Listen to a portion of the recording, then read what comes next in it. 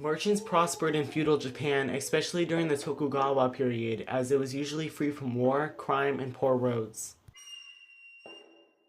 Some merchants traded with Southeast Asia, China, and even with Korea with a variety of goods, while others obtained official permits to trade overseas on Red Seal ships to reach their destinations that ranged from Taiwan and the Pescadores to the Philippines and Indonesia to the Malaysian Peninsula and Thailand.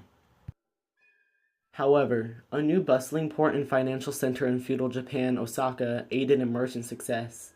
Nearby markets could not keep up with Osaka's growing power of wealth.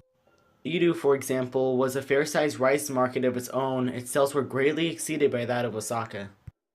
Urban growth was beneficial to us merchants, as we accumulated profit by providing goods to the increasing number of people living in these growing cities.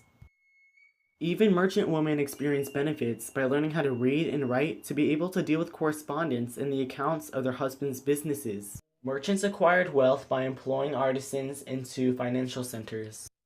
Rich merchants in the chonin or townspeople usually spent their money on ukiyo-e, or the floating world that consisted of the districts of restaurants, theaters, game houses, and bars located in these growing cities. The chonin usually spent their money on lusty pleasures such as prostitutes and bath girls, sumo wrestlers, singers, and dancers. The bakufu, however, did not approve of the ukiyo and would sometimes confiscate all that a merchant owned because they showed a great display of wealth. In every great merchant house, there were hundreds of shopkeepers, innkeepers, artisans, bathhouse owners, booksellers, art dealers, brothel keepers, and clerks, and sold a multitude of items such as soy sauce, olive oil, salt, fish, cotton, and rice. Introducing Marine the Artisan, and Rita the Merchant fashionably whipping her items into trade. In town and country alike, merchants and artisans began to band themselves into trading associations or guilds called za.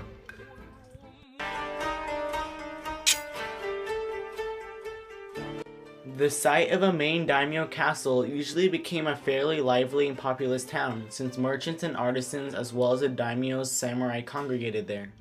Despite our progress as merchants, we unlike warriors receive no salary, so we have to rely on our daily trading to provide for our families from one generation to the next. Merchant progress was also hindered by Confucian social philosophy that didn't make life any easier for the merchant class. We were often regarded as the lowest class as parasites in Japanese society because we lived off the labor of others.